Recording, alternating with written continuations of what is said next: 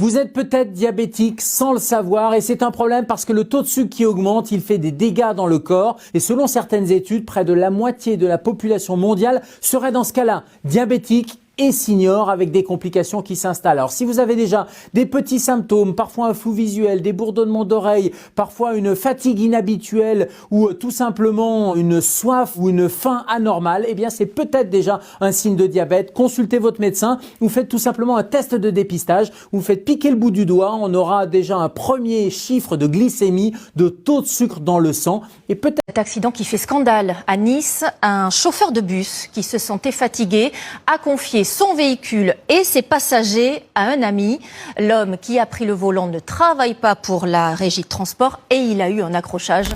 L'accident a eu lieu sur cette ligne de bus, la numéro 10, qui dessert notamment l'hôpital Larcher à Nice.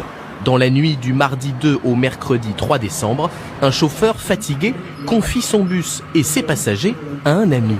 Sauf que celui-ci n'est pas chauffeur. Il semble que cette personne, étrangère à l'entreprise, ait embouti un véhicule à l'arrêt. C'est hallucinant et scandaleux.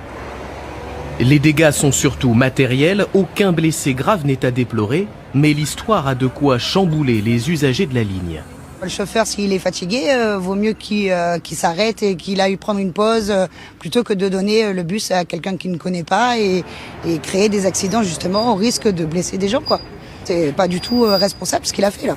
Je sais pas pourquoi il a laissé son bus à un copain qui était pas de la boîte, qui avait pas le permis. On vit un monde de fous. Cet autre chauffeur avec qui nous avons pu discuter brièvement n'en revient pas.